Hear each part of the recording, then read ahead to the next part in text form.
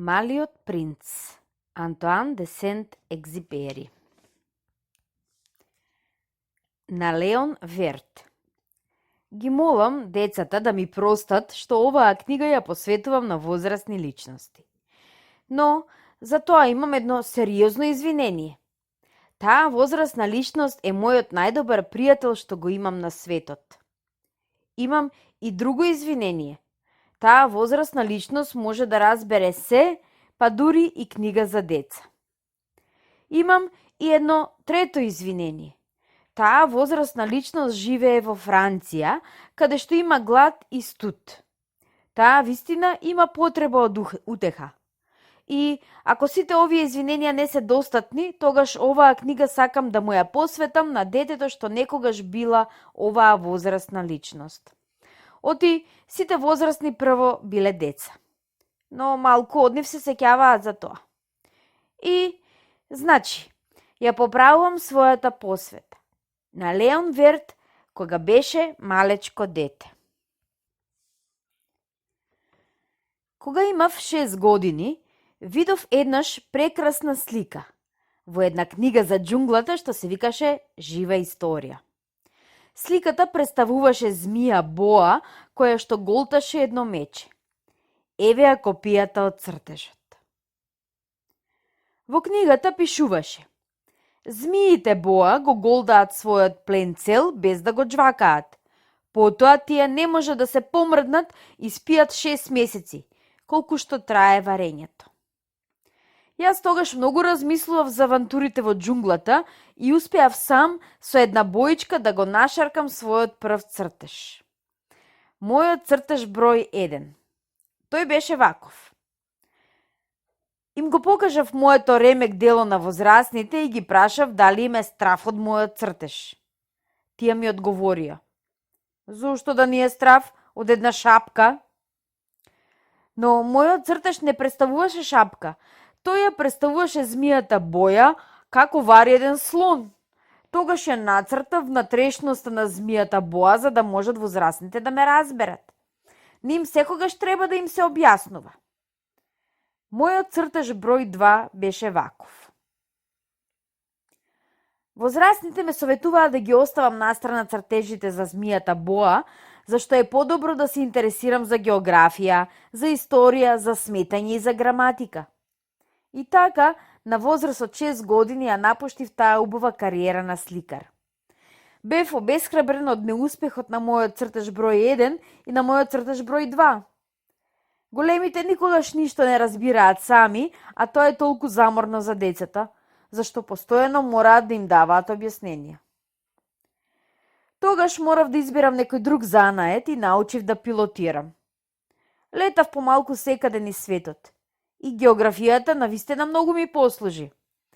Јас знаев на прв поглед да ја разликувам кино од Аризона. Тоа е многу корисно, особено ноќе кога ќе се залута. Така во текот на мојот живот имав едно чудо познанства со едно чудо возрастни луѓе. Многу сум живеел меѓу нив. Ги гледав од многу блиску. Но сепак тоа не го поправи моето мислење за нив. Кога ќе сретнев некој што изгледаше малку чуден, се обидував кај него со мојот цртеж број 1, што го имав зачувано. Сакав да знам дали навистина некој од нив може да разбере.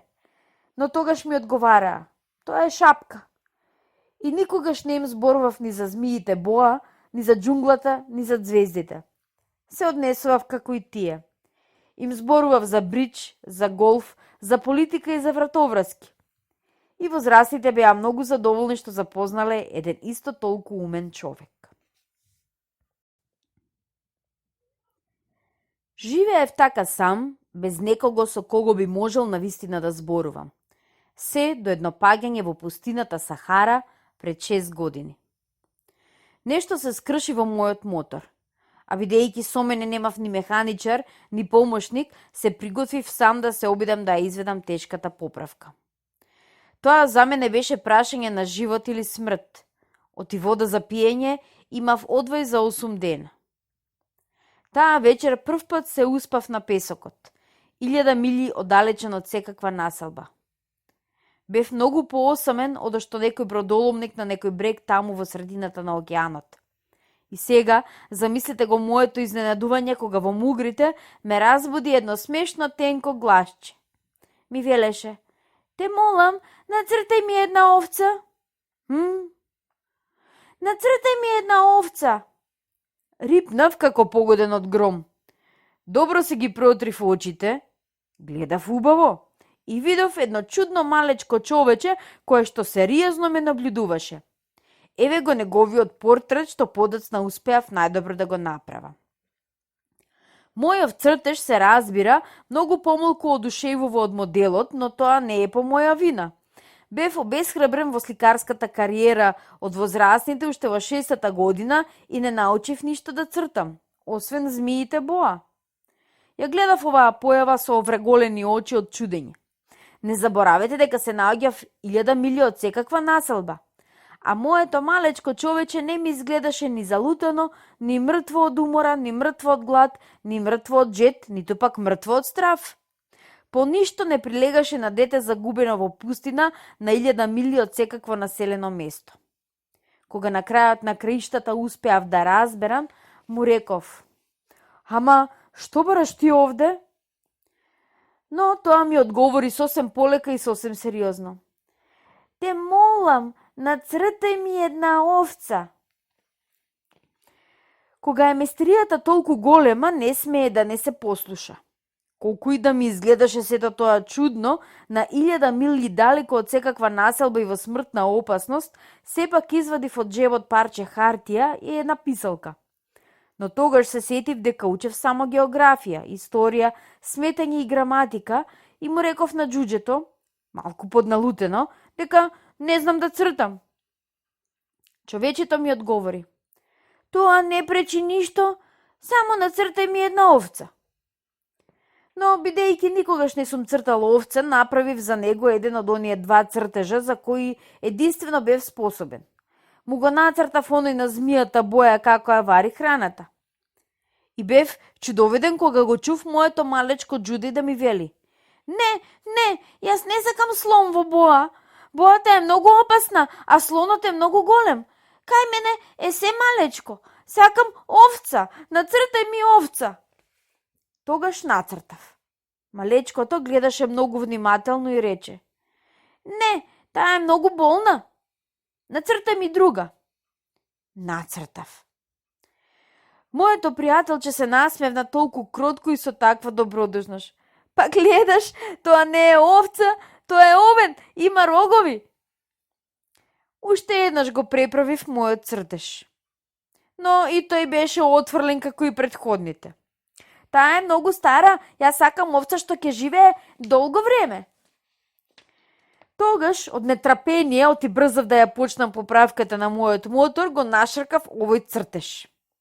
И му го фрлив. "Тоа е сандак, а внатре е овцата што ја сакаш."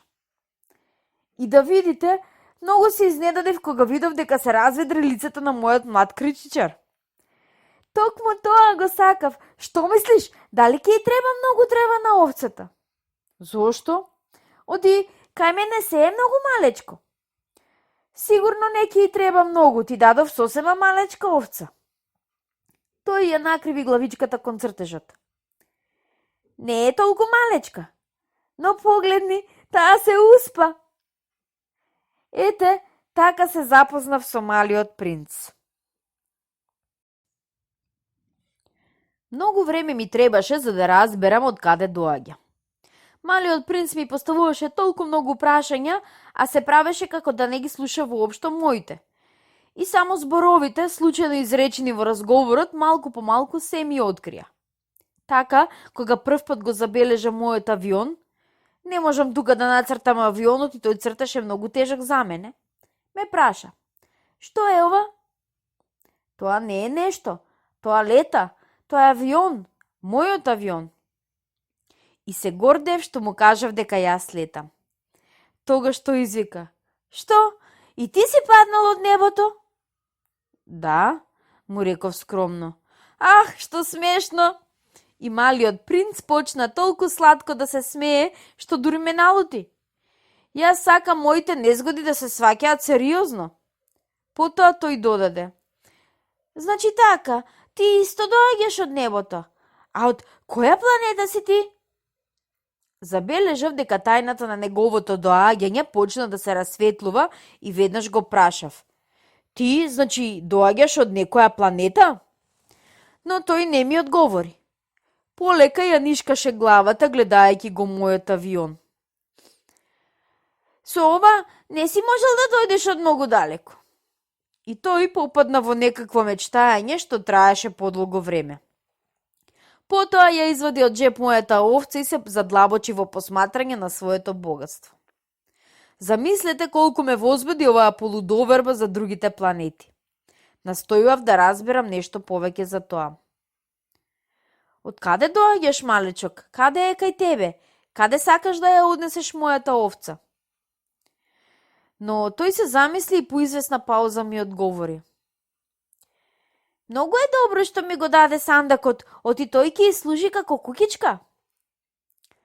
Се разбира, и ако бидеш добар ќе ти дадам едно јаже за да ја врзуваш преку ден и едно колче.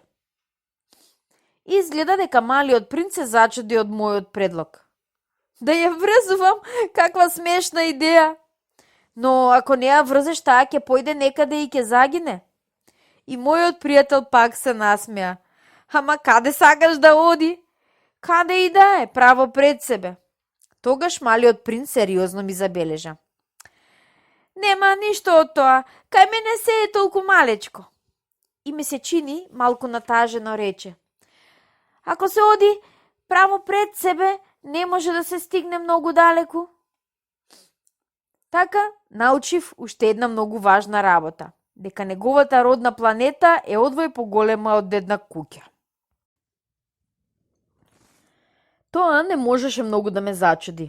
Оти јас знаев многу добро дека надвор од големите планети, како што се Земјата, Јупитер, Марс, Венера, на кои им се дадени имиња, има стотини други планети, понекогаш толку малечки, што и со телескоп одвај се забележуваат.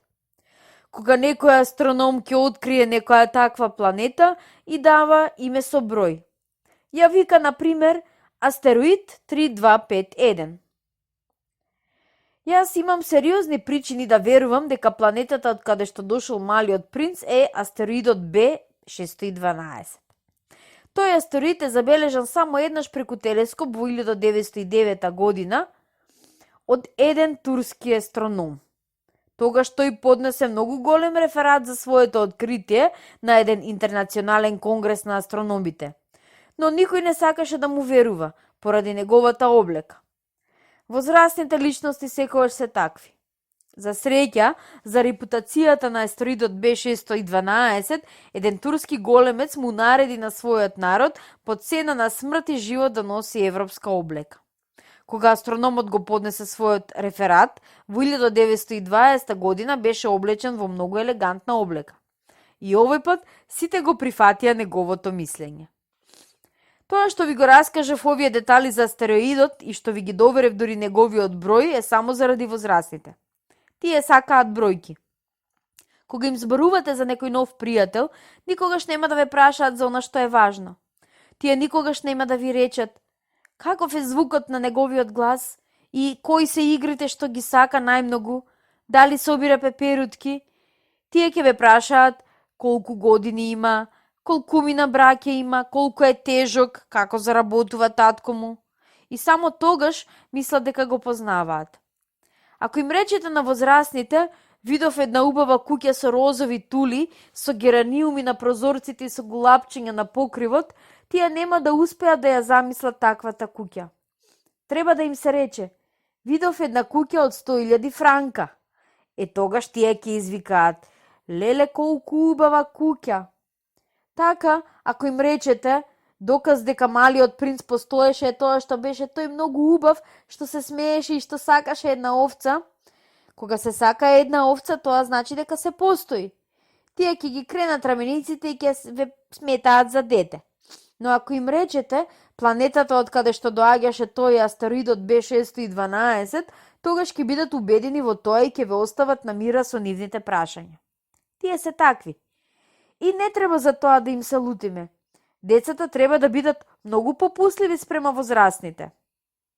Но се разбира нам кои го разбираме животот, многу ни е грижа за бројките. Би сакал многу да сум го почнал овој расказ како што почнуваат сказните. Сибил некогаш е мал принц кој живеел на една планета, одвај малку поголема од него и кој имал потреба од еден пријател.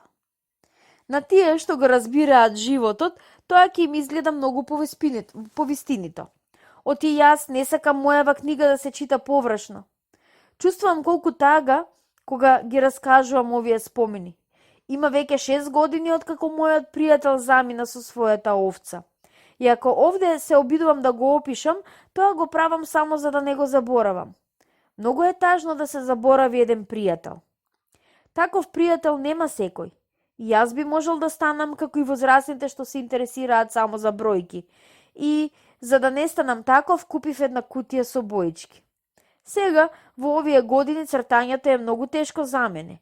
Оти никогаш не сум правил други обиди, освен оние со змии боја, кога имав 6 години. Се разбира, јас ке се обидам да направам колку што можам поверен портрет, но не сум сигурен дека ќе успеам. Еден цртеж ќе успее, но вториот веќе нема да личи. Ми се чини дека се лажам за големината. На еден цртеж малиот принц многу е голем, а пак на другата многу е малечок. Се двоумам. Исто така и за бојата на неговата облека. Но ќе се обидам и така, па ќе биде колку добро, толку и лошо. На крајот на краиштата, можеби ќе се излажам и за некои многу важни детали, но тоа треба да ми се прости. Мојот пријател никогаш не даваше објасненија. Тој можеби веруваше дека сум му сличен нему, но за несреќа јас не умеам во сандак да видам овца. Можеби сум малку како и возрастните. Се чини дека сум остарел.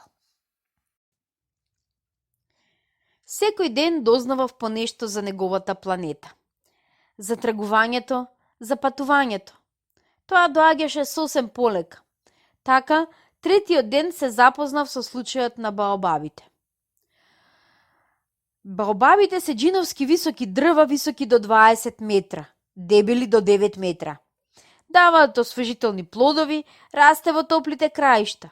Плодот, лисијата и кората служат и како лек, особено против настинка. Овој пат тоа стана благодарение на овцата, оти малиот принц како обземен од некое тешко сомневање, одеднаш ме праша. Вистина е, нели, дека овците јадат гранки? Да, вистина е. Ах, колку сум среќен! Јас не разбрав зошто е толку важно овците да јадат гранки, но малиот принц продолжи. Значи, тие исто така јадат и баобаби? Јас му забележав на малиот принц дека баобабите не се гранки, туку големи дрвја, како црквите, и дека дури и да донесе цело едно стадо слонови, тоа стадо нема да достигне до врвот на еден единствен баобаб. Идејата за слоновите го насмеа малиот принц. Би требало да се стават еден врз друг, но веднаш сериозно забележа. Баобабите пред да пораснат биле малечки. Тоа е точно, но зошто сакаш овците да ги изедат малечките баобаби? Тој ми одговори. Добро, ќе видиме, како тука да се работеше за некоја очевидност. И мене ми требаше голем напор за да го разберам проблемот. Всушност, на планетата на малиот принц имало, како и на сите планети, добри и лоши тревки. Значи, од добрите зрна, добрите тревки, а од лошите зрна, лоши тревки. Но зрната се невидливи. Тие се скриени и спијат во земјата се додека на едно од нив не му текне да се разводи. Тогаш тоа се јавува, отпрви срамежливо, и стерува кон сонцето едно убаво малечко и сосем безопасно никулче. Ако се работи за никулче од репка или од ружа, може да се остави да расте колку што сака. Но ако се работи за некоја лошо растение, веднаш треба да се искорне, штом ќе се познае. Така на планетата на малиот принц имало многу страшни зрна. Тоа биле зрна од баобаб. Земјата на планетата била просто заразена од нив. И затоа, ако баобабот го препознаеш многу доцна, од него никогаш веќе не можеш да се ослободиш. Тој ја опфаќа сета планета, ја рие со своите корења. И ако планетата е многу малечка, а баобабите се многу бројни, тие ќе ја разорат. Тоа е прашање на дисциплина, ми велеше подоцна малиот принц. Кога наутро убаво ќе се дотераш, треба сериозно да ја дотераш и планетата. Треба да се принудиш баобабите редовно да ги искорнуваш, штом ќе ги познаеш меѓу ружите, на кои многу личат кога се млади. Таа работа е многу здодевна, но многу лесна. И еден ден ме посоветува да се погрижам да направам еден убав цртеж за да можат тоа подобро да го запомнат децата од мојата планета. Ако еден ден патуваат, ми велеше тој, тоа ним ќе им послужи. Има работи за кои не е опасно да се остават за подоцна, но ако се работи за боабабите, не е секогаш, тоа е секогаш катастрофално. Знаев за една планета на кој живеел еден мрзливец. Тој така оставил да растат 3 гранки. И така, според упатствата на малиот принц, ја нацртав таа планета. Јас воопшто не сакам да ви солам памет, но опасноста од баобабите за толку малку позната, што навистина е голем ризикот на оној што ќе залута на некој астероид. Затоа единствен пат морам да направам исклучок во мојот принцип и да велам. Деца, чувајте се од баобабите. Тоа го правам за да ги известам моите пријатели за опасноста што веќе долго време ја допираат, како и јас самиот без да знаат за неа. О, колку работев на тој цртеж! Но поуката што ви ја давам се исплатува и маката околу него. Вие можеби ќе се прашате зошто нема во оваа книга и други толку грандиозни цртежи како ова за баобабите. Одговорот е многу прост. Се обидав, но не успеав. Кога ги цртав баобабите, бев одушевен од чувството на предупредување. О, мал принцу, ете така. Малку по малку го разбрав твојот малечок меланхоличен живот. Ти долго време немаше за забава ништо освен убавината на сончевиот залез. Тој нов детаљ го дознав четвртиот ден изутрина, кога ми рече: Многу го сакам зајди сонцето. Ајде да видиме едно зајди сонце. Но треба да чекаме. Што да чекаме? Па да чекаме сонцето да зајде. Тој тогаш многу се изненади и потоа се смееше на самиот себе си. И ми рече: а јас секогаш мислам како да сум си кај мене. Но сите знаат дека кога е пладне во Америка, сонцето во Франција зајдува. Би било доволно кога би се можело само за 1 минута да се појде во Франција и да се присуства на зајди сонцето. За несреќа, Франција е многу оддалечена. Но на твојата малечка планета, тебе ти беше достатно само да го повлечал столчето за неколку чекори и ти ја гледаше при квечерината, секогаш кога тоа си го сакал. Еден ден видов 43 пати како зајдува сонцето. А малку подоцна ми рече: Знаеш, кога е човек многу тажен, тој го сака зајди сонцето. Оној ден на 43 зајди сонца ти значи беше толку многу тажен. Но малиот принц не одговори. Петиот ден, пак благодарение на овцата, ја открив оваа тајна од животот на малиот принц. Одеднаш, без размислување, ме праша како да ми поставува проблем за кој долго време размислувал во тишината. Ако овцата јаде гранки, таа исто така јаде и цвеќиња? Овцата јаде се што ќе сретне. Дури цвеќиња што имаат трнчиња? Да, дури цвеќиња што имаат трнчиња. Добро, а за што им служат трнчињата? Јас тогаш не го слушнав. Бев многу зафатен околу одвртувањето на еден престегнат штрап од мојот мотор. Бев многу загрижен, оти дефектот почнуваше да ми се чине многу сериозен, а водата за пиење што се докрајчуваше ме тераше да се плашам од најлошото. Трнчињата, зашто им служат тие ним? Малиот принц не се откажуваше од прашањето кога веќе еднаш ке го поставеше. Бев налутен поради мојата работа и му одговорив што било. Трнчињата не им служат за ништо, тие се таму само од лошотија на цвеќињата. И по мала пауза тој ми дофрли малку пакосно. Јас не ти верувам, цвеќињата се слаби, тие се наивни и се осигуруваат како што можат, тие мислам дека се страшни со своите трнчиња. Јас не му одговорив ништо. Во тој момент си велев. Ако овој штраф уште се протиставува, ќе го истерам со чекат. Малиот принц пак се вознемири од моите размислувања. И ти мислиш дека цвекињата? Ама не, јас не мислам ништо, му одговорив што било. Јас сум зафатен со сериозни работи. Тој ме гледаше вчудо невидено. Со сериозни работи? Тој ме гледаше, бев сочекан во рака, со прсти црни од маслото, наведнат над предметот што не му изгледаше толку грозен. Ти зборуваш како возрасен? Се засрамив малку од таа забелешка, но немилосреден тој додаде. Ти побркуваш се, измешуваш се. Тој навистина беше многу лут и неговата златеста коса потреперуваше од ветрот. Јас знам една планета на која живеше еден господин, целиот црвен. Тој никогаш не помирисал убав цвет, никогаш не погледнал во некоја звезда, никогаш не правил ништо друго освен што сметал. И цел ден повторувал како и ти. Јас сум сериозен човек, но тој не беше човек, беше една печурка. Едно што? Малиот принц беше сега сосем блед од лутина. Со милиони години цвекињата произведуваат трнчиња. Со милиони години покрај сето тоа овците ги јадат цвекињата.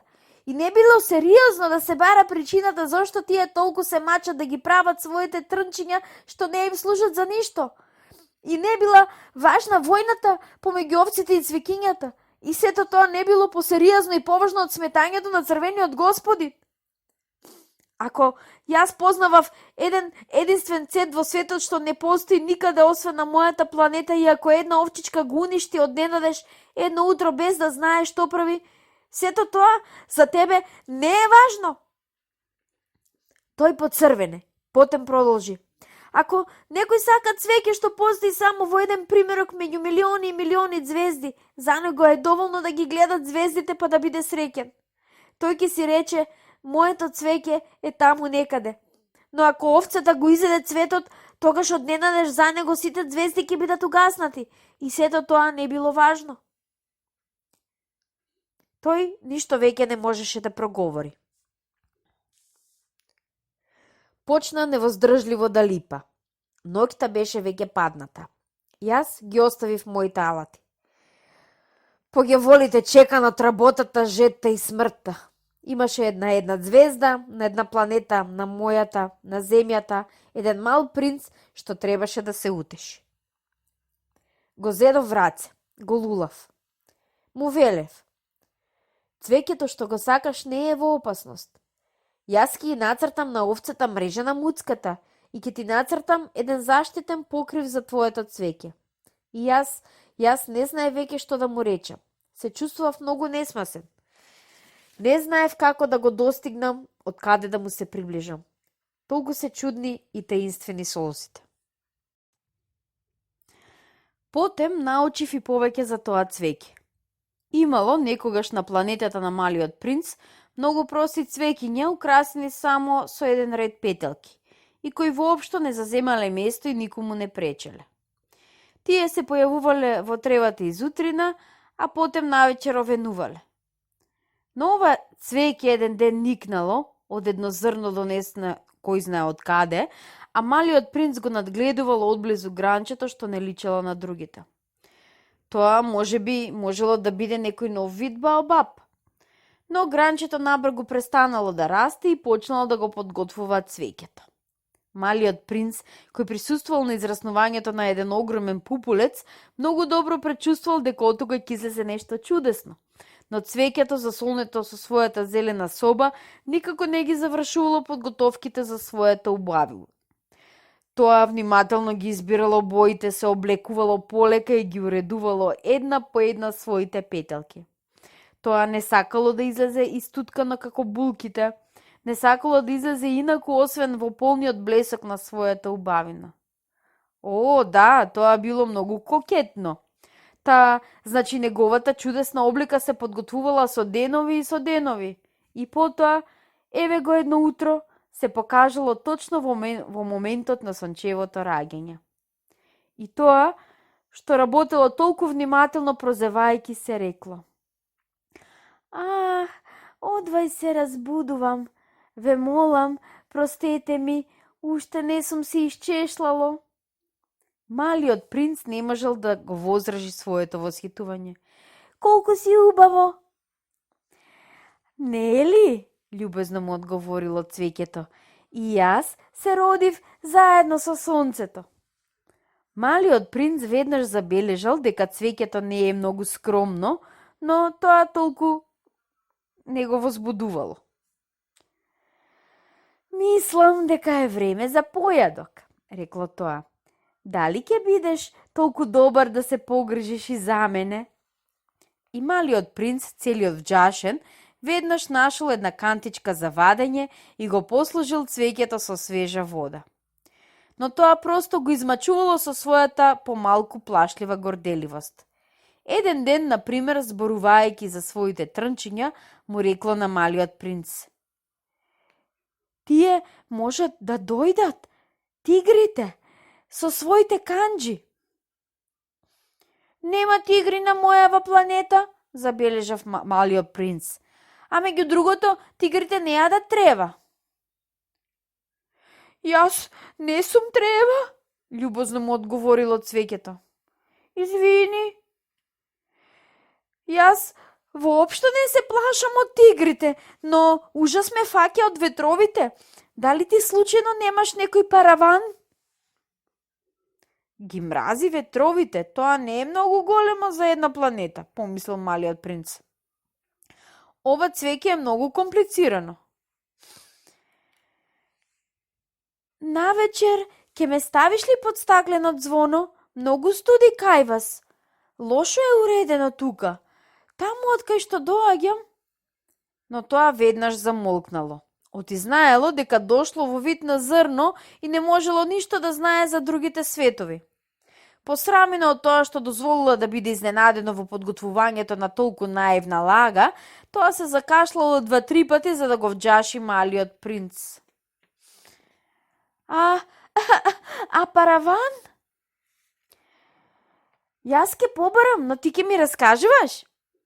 Тогаш тоа го засилило кашлањето за да му наметне на малиот принц грижа на совест. Така, малиот принц и покрај сета добра волја за љубов, многу брзо се посомневал во него. Тој сериозно ги сваќал зборовите што немале никаква важност и станал многу несреќен. Требаше да не го слушам, ми довери еден ден.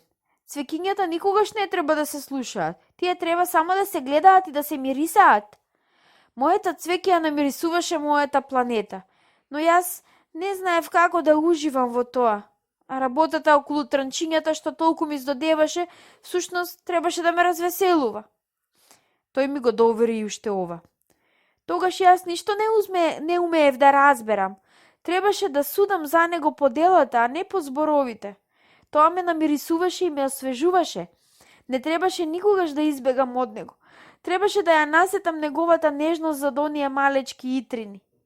Цвеќињата се толку настраничави, но јас бев многу млад за да знам да го сакам. Јас мислам дека тој за своето слегување на земјата го искористил селењето на дивите гуски.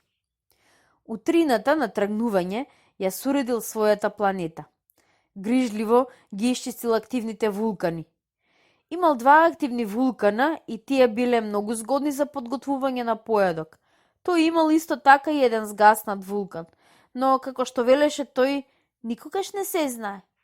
Значи исто така го исчистил и изгаснатиот вулкан. Оти, ако убаво се исчистат, ваквите вулкани горат полека и редевно, без ерупции. Вулканските ерупции се нешто како огнот во оџакот. Навистина, ние на нашава земја многу сме малечки за да можеме да ги чистиме нашите вулкани, па поради тоа тие ни прават толку незгоди. Малиот принц исто така ги искорнал последните гранки на баобабите, оти мислел дека никогаш не ќе треба да се врати назад. Тоа утро сите домашни работи му се чинеле толку пријатни. Кога за последен пат го навадил цвеќето и се приготвил да го покрие со стаклено звоно, одненадеж почувствувал дека му се плаче. Збогум, му рекол на цвеќето, но тоа не му одговорило. Збогум, повторил тој. Цвеќето се накашлало, но не од настинка.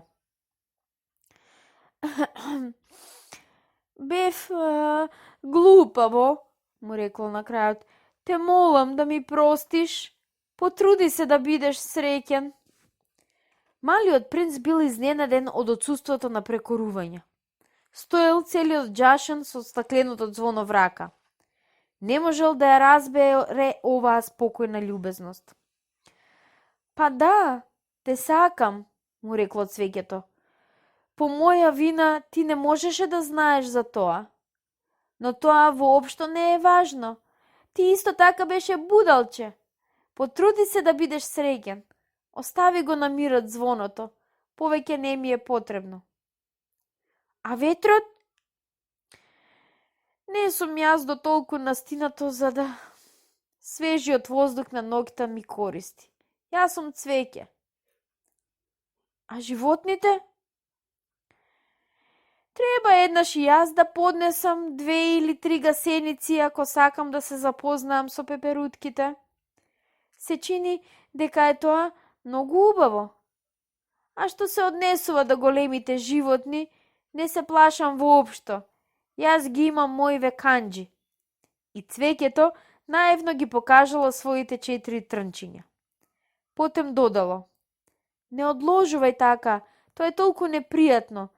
Си решил да одиш, оди си. Оти тоа не сакало да го видат како плаче. Било многу горделиво цвеќе. Малиот принц се наоѓал во реонот на астероидите број 325, 326, 327, 328 и 330.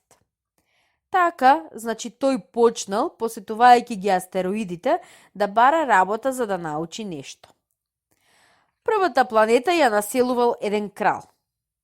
Кралот бил облечен во пурпур и хермелин. Седел на еден едноставен, но сепак величествен престол. А, еве еден поданик, викнал тој кога го забележал малиот принц. А малиот принц се прашал. Како може тој да ме познае кога никогаш не ме видел? А не знаел дека за кралевите светот е многу упростен, за нив сите луѓе се поданици. Доближи си да те видам подобро, му рекол кралот, гор што на крајот на криштата за некого е крал. Малиот принц со поглед побарал кај ќе може да седне, но планетата била целата покриена со величествениот хермелински плашт. Така тој останал стоејки, но бидејќи бил изморен се прозевно. Прозевањето во присуство на кралот е спротивно на прописите, му рекол монархот. Јас тоа ти го забранувам. Не можам да се воздржам, му одговорил малиот принц целиот џашен, многу патував и воопшто не спиев. Тогаш, му рекол кралот, ти наредувам да се продзеваш. Со години не сум видел некој да се продзева. И прозевањата за мене се реткости. Ајде, прозевај се уште, тоа е наредба. Се усрамив, не можам повеќе, рекол малиот принц црвенејки. Одговорил кралот. Тогаш јас ти наредувам ту да се прозеваш, туда.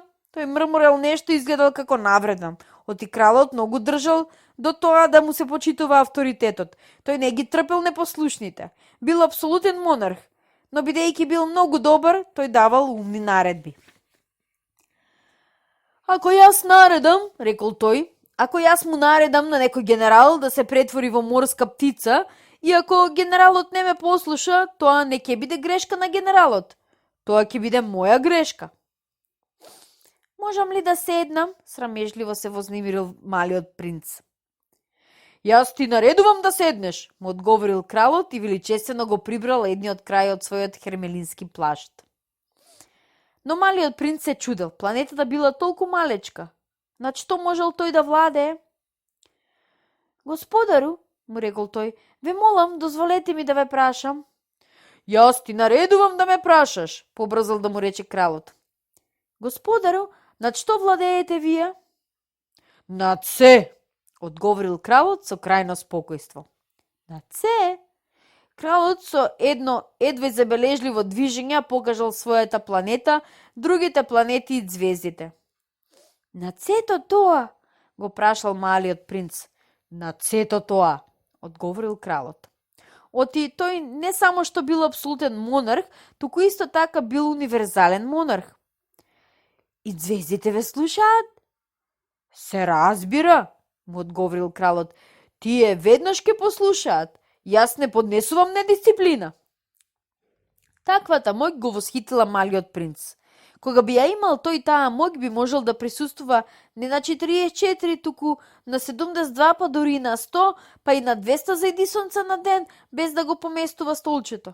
И кога си спомнил за својата напуштена планета, се почувствувал малку тажен и се осмелил да го замоли кралот за една милост. Јас би сакал да видам едно зајдисонце. Направете ми го тоа задоволство. Наредете му на сонцето да зајде. Ако му наредам на еден генерал да лета од цвет на цвет како пеперуга, или да напише трагедија, или да се претвори во морска птица, и ако генералот не ја изврши применената наредба, тој ќе биде виновен? Тој или јас?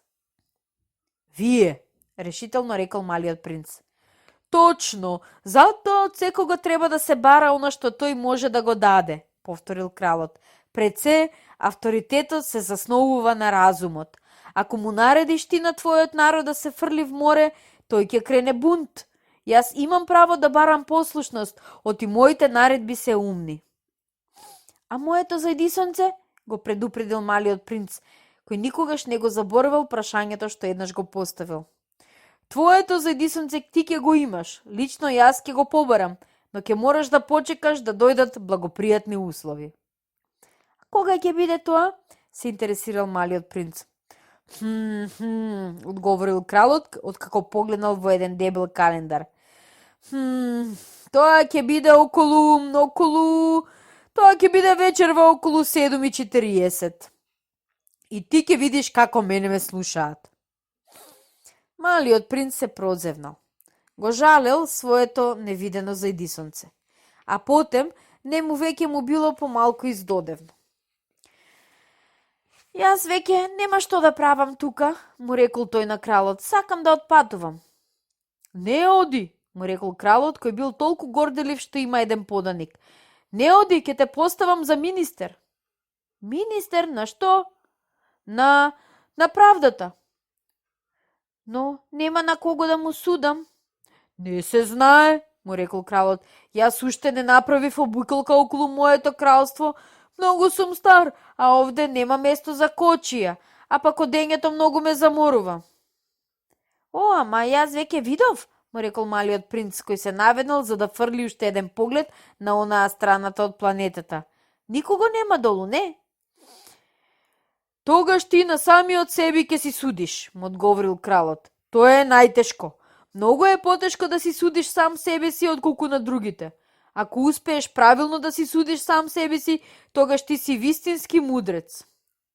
Јас, рекол малиот принц, јас можам да си судам себе си каде и да било. Нема потреба да седам овде. Рекол кралот.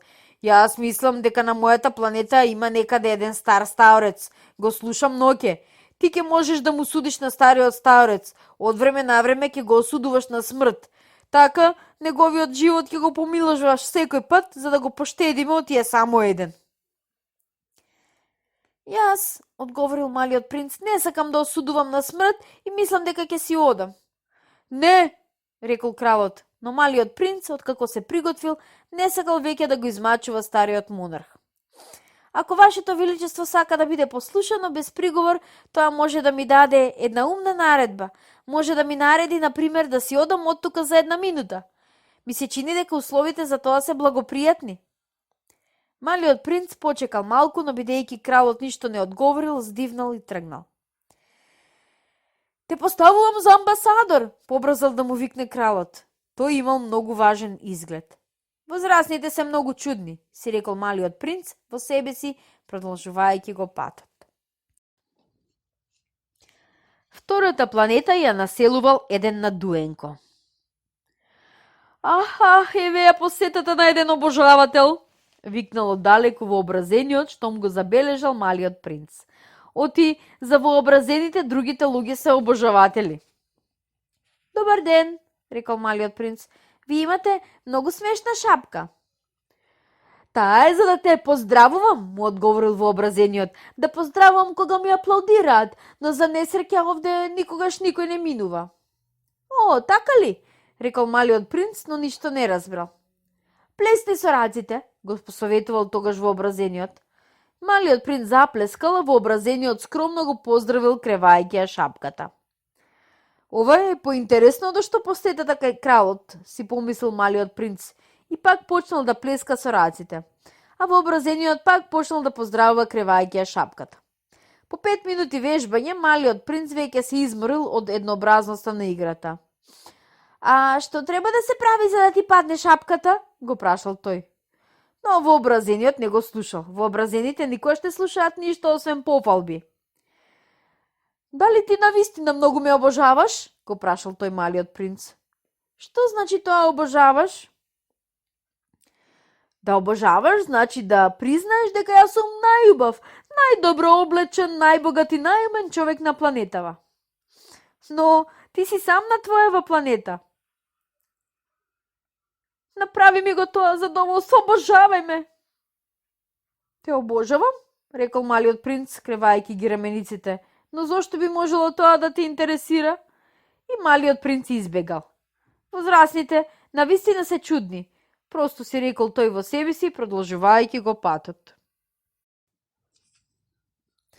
Следната планета ја населувал еден пијаница. Оваа посета била многу кратка, но тоа го вовлекло малиот принц во една голема тага. Што правиш ти тука? Му рекол тој на пијаницата, што седел во тишина покрај една колекција празни и една колекција полни шишиња. Јас пијам, одговорил пијаницата целиот мамрлав. Зошто пиеш? Го прашал малиот принц. За да заборавам, одговорил пијаницата. Што да заборавиш? Загрижено го распрашувал малиот принц, жалејќи го. Да заборавам дека ми е смрам, признал пијаницата, веднејќи глава. Од што ти е срам? Се интересирал малиот принц, сакајќи да му помогне. Срам ми е што пијам, завршил пијаницата и конечно се затворил во молчење. А малиот принц, целиот вџашен, избегал. Возрастните конечно навистина многу се чудни, си рекол тој, продолжувајќи го патот. Четвртата планета била на некој бизнисмен, деловен човек. Тој човек бил толку зафатен, што воопшто не ја кренал главата кога дошол малиот принц. Добар ден, му рекол тој. Ви угаснала цигарата? 3, 2 се 5, 5 и 7, 12, 12 и 3, 15, добар ден, 15 и 7, 22, 22 и 6, 28, немам време пак да ја палам, 26 и 5, 31, тоа е значи 501 милион 622.731. 500 милиони, што? Ти се уште си тука. 500 милиони на... Но јас не знам повеќе, толку имам работа, јас сум сериозен, јас не се занимавам со будолаштини. 2 и 5, 7, 500 милиони, што? Повторил малиот принц, што никогаш во својот живот не се откажал од прашањето што еднаш ќе го поставил. Капиталистот ја подкрил главата. За 54 години од како живеам на оваа планета бев вознемирен само 3 пати. Првиот пат, тоа беше пред 22 години, ме вознемири еден бумбар кој падна кој знае од каде. Толку страшно брмчеше што направив 4 грешки во собирањето. Вториот пат беше пред 11 години кога ме вознемири криза на реуматизам. Не бе вежбал, оти јас немам време за скитање, јас сум сериозен. Третиот пат, еве сега, реков значи 501 милион. Милион што? Капиталистот видел дека нема никаква надеж за мир. Милион на оние малечки нешта што се гледаат некаде во небото. Муви? Не, туку малечките нешта што светат. Пчели? Ама не, малечките нешта позлатени што предизвикуваат да се мечтае за неработење. Но јас сум сериозен, јас немам време за мечтање. Звездите? Да, токму тоа, звездите. И што правиш ти со 500 милиони звезди? Што правам со нив? Да. Ништо, тие се мои. Твои се звездите? Да, но јас веќе видов еден крал кој... Кралевите немаат ништо, тие владеат над нешто, тоа е сосем друго. А зашто ти служат звездите? Тие ми служат да бидам богат. А што ќе ти е тоа да бидеш богат? Да купам други звезди ако некој ги најде. Овој овдека, си рекол малиот принц, помалку умува како мојот пијаница.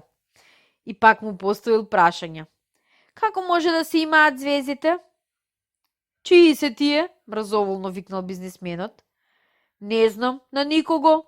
Тогаш се мои, оти јас прв помислив на нив. А доволно ли е тоа? Се разбира, кога ти ќе најдеш еден дијамант што не е на никого, тоа е твој. Кога ќе најдеш еден остров што не е на никого, тоа е твој. Кога ти прв ќе имаш некоја идеја и кога ќе ја патентираш, таа е твоја. И јас така имам звезди, оти никој никогаш пред мене не помислил да ги има. Тоа е вистина, рекол малиот принц. Но што правиш со нив? Јас ги раководам, ги бројам и ги пребројувам, рекол бизнисменот. Тоа е тешко, но јас сум сериозен човек. Малиот принц уште не бил задоволен. Ако имам еден шал, јас можам да го ставам околу врати да го носам. Ако имам едно цвеќе, можам да го скинам моето цвеќе и да го носам, но ти твоите звезди не можеш да ги носиш. Не, но јас можам да ги ставам в банка. И што значи тоа?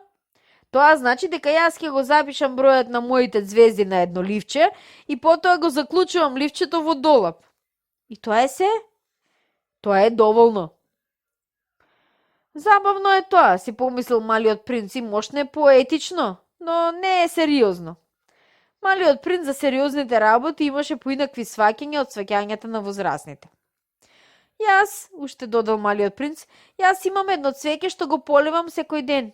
Имам и 3 вулкани што ги чистам секоја недела. Го чистам и оној што е згаснато и никогаш не се знае. Тоа е корисно за моите вулкани и за моето цвеќе што го имам. Но ти не си им користен над звездите. Капиталистот отворил уста, но не нашел збор да одговори, а малиот принц си отишол. Возрастните навистина се сосем чудни, си рекол просто, продолжувајќи по патот.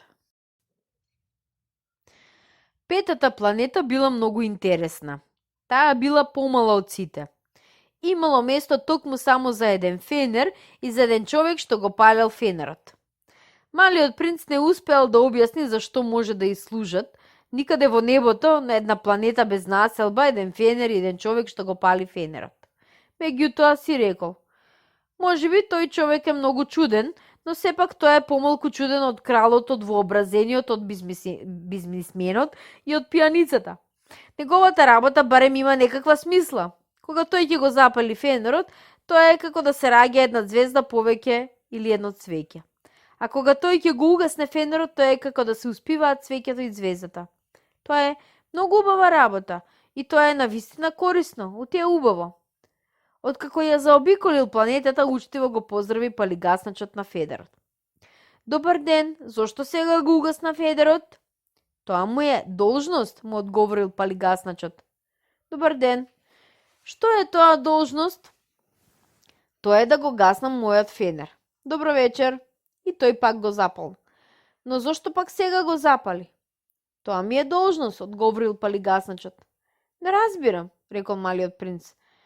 Нема тука што да се разбира, рекол палигасначот. Должноста си е должност. Добар ден.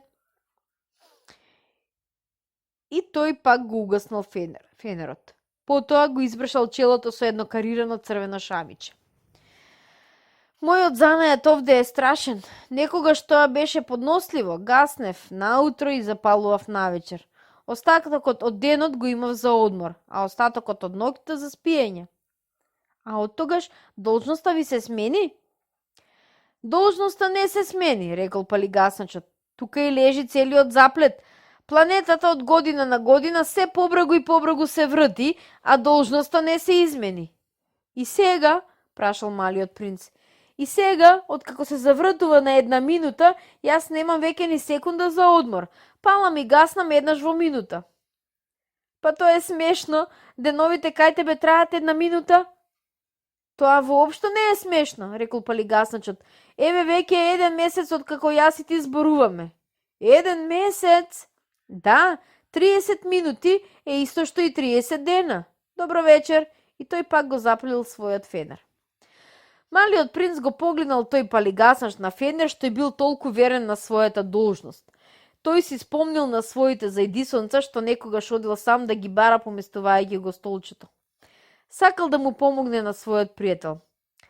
Знаеш, јас знам еден начин на кој ќе можеш да се одмориш кога ќе сакаш. Тоа го сакам секогаш, рекол палигасначот.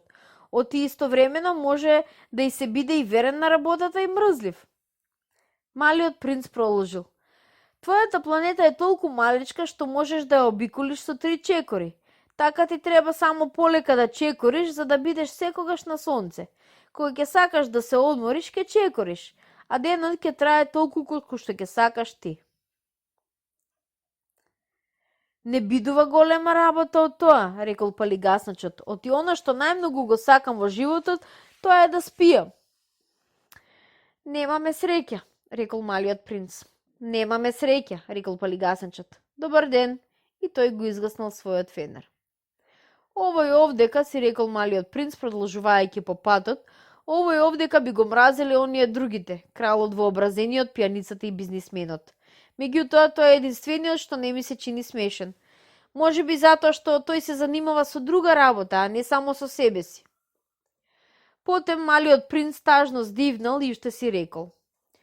Овој овдека е единствениот што би можел да го сакам за пријател, но неговата планета е навистина многу малечка, нема место за двајца.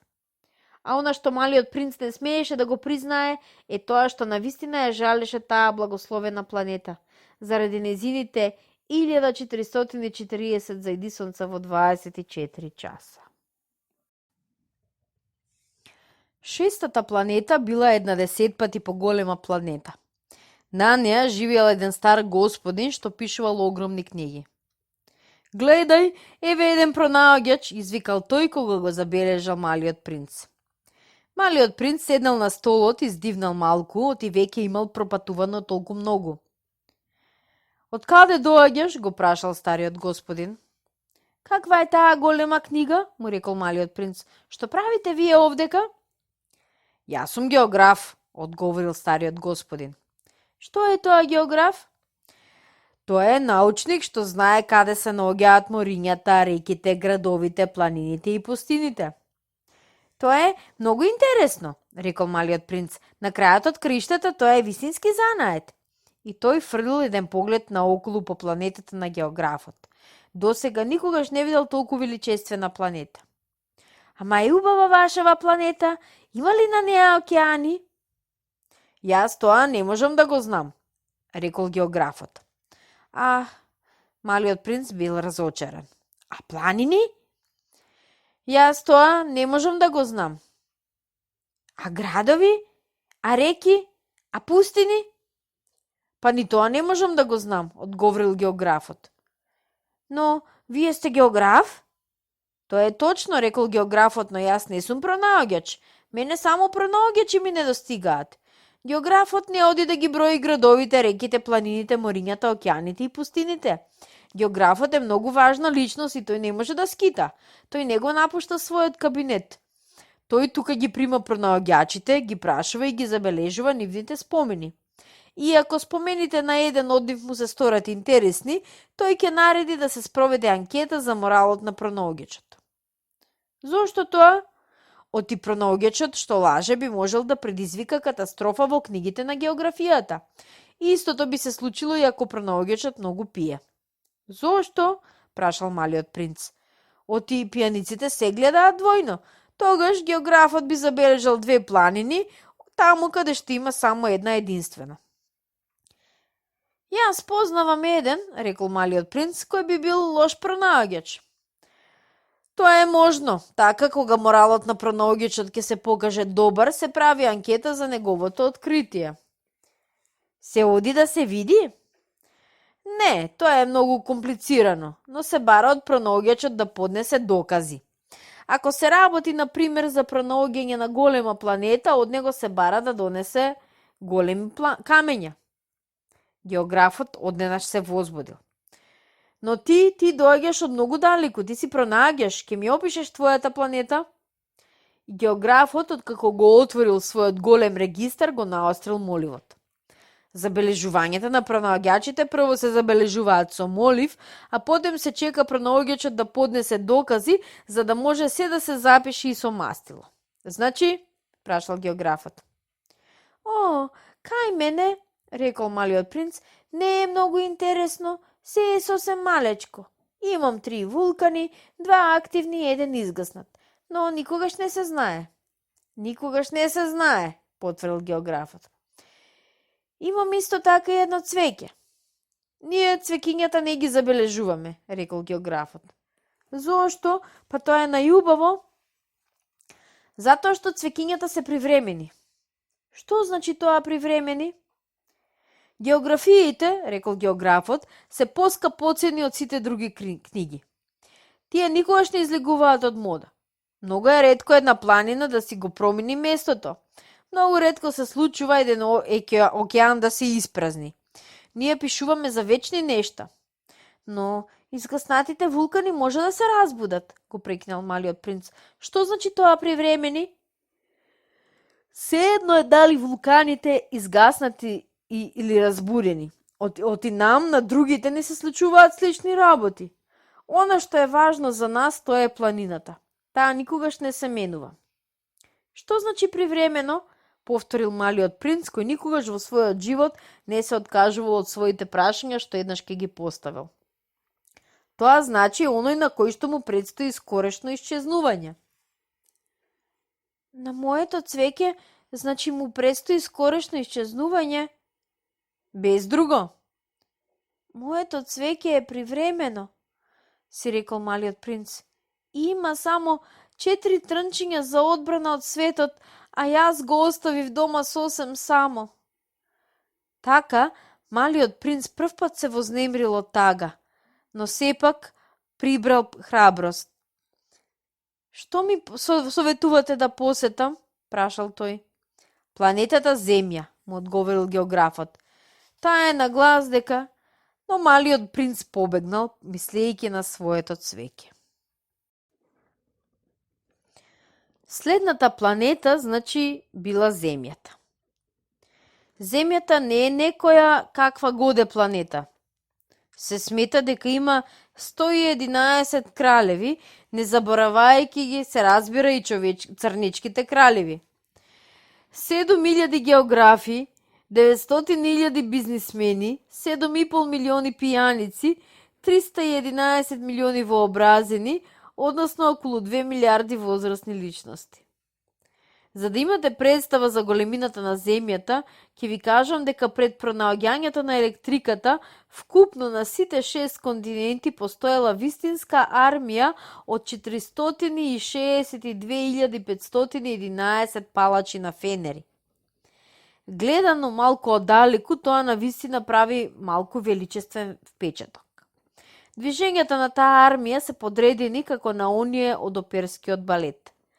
Прво им доаѓа редот на палачите на фенери од Нов Зеланд и од Австралија.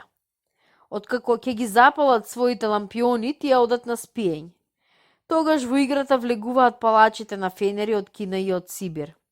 Потоа тие исто така се повлекуваат зад кулисите, а тогаш им доаѓа редот на палачите на фенери од Русија и од Индија, потоа на оние од Африка и од Европа, потоа на оние од Јужна Америка, а понив и на оние од Северна Америка. И никогаш не грешат во редоследот на влегувањето на сцената. Тоа е величествено. Единствениот палач на единствениот фенер на Северниот пол и неговиот собрат, запалувачот на единствениот Јужен пол, живеат во безгрижност и безработица. Оти работат само 2 пати годишно. Кога човек сака да биде духовит, му се случува малку да излаже. Јас не бев сосем чесен кога ви зборував за палачите на фенери. Се плашам да не добијат погрешна представа за нашата планета, оние што не ја познаваат. Луѓето заземаат сосем малку место на Земјата. Ако 2 милиарди жители што ја населуваат Земјата застанат простум и малку збиено како на митинг, Тие лесно може да се сместат на еден плоштад 20.000 милји долг и 20.000 милји широк. Значи, целото човештво би можело да се натрупа на најмалечкиот остров од Пацификот. Возрастните сигурно нема да ви поверуваат. Тие вообразуваат дека заземаат многу место. Тие се замислуваат многу важни, како баобабите. Би било добро да ги посоветувате да направат сметка. Тоа ќе им се допадне, оти ги обожаваат бројките. Но не губете време со таа задача. Бескорисно е тоа. Вие без друго имате доверба во мене. Така, значи, малиот принц, кога се нашол на земјата, бил многу изненаден што не гледа никого. Тој веќе се исплашил случајно да не ја сгрешил и планетата, кога одеднаш една алка жолта како месечината се помрднала во песокот. Добра ноќ, рекол малиот принц сосем случајно. Добра ноќ, одговорила змијата. На која планета сум паднал? Прашал малиот принц. На земјата, во Африка, одговорила змијата. Значи никого нема на земјата. Овде е пустина. Во пустината нема никого. Земјата е голема, рекла змијата. Малиот принц седнал на еден камен и ги кренал очите кон небото. Се прашувам, рекол тој, дали звездите се осветлени за да може еден ден секој да ја пронајде својата. Гледај ја мојата планета, таа е токму над нас, но толку е далеку. Убава е, рекла змијата. Што бараш ти овде? Имав тешкоти со едно цвеќе, рекол малиот принц.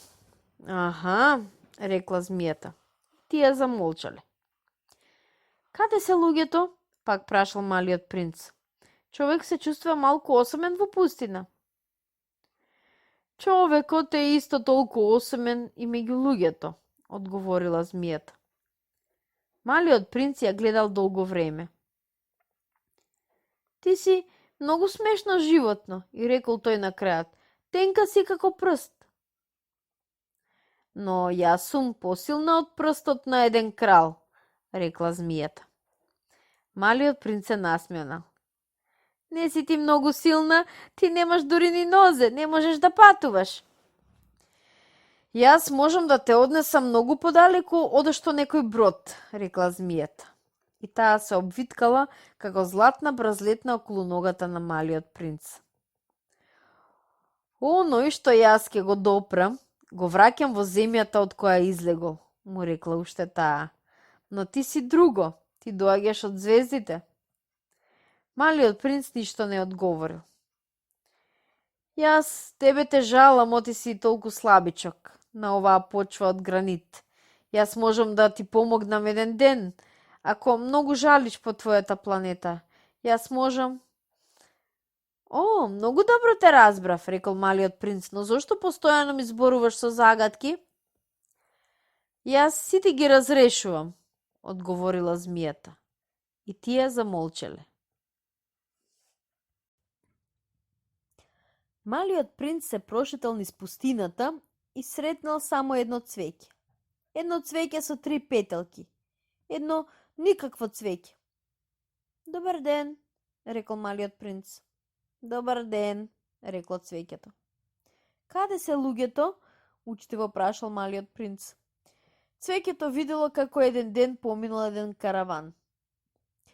Луѓето, тие постојат, мислам дека се 6 или 7. Ги забележав еднаш пред многу години, но никогаш не се знае каде може да се најдат. Ни ветрот ги движи. Тие немаат корења и тоа многу им пречи. Збогум, рекол малиот принц. Збогум, одговорило цвеќето. Малиот принц се искачил на една висока планина. Единствени височини што тој ги познавал биле 3 вулкани што му достигнувале до коленици и угаснатиот вулкан кој му служил како столче. Од толку висока планина како оваа, си велел тој, ќе ја видам одеднаш целата планета и сите луѓе. Но не видел ништо освен шилесите врвови на карпата. Добар ден, рекол случайно. Добар ден, добар ден, добар ден, одговорило ехото. Кои сте вие? прашал Мариот Принц. Кои сте вие, кои сте вие, кои сте вие? Одговорило ехото. Бидете мој пријател, јас сум сам, рекол тој. Јас сум сам, јас сум сам, јас сум сам, одговорило ехото. Што чудна планина е оваа, помислил тогаш малиот принц. Целата е сува, целата шилеста и целата солена.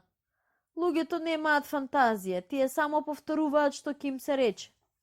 Јас дома имав само едно цвеќе и тоа секогаш прво почнуваше да ми зборува.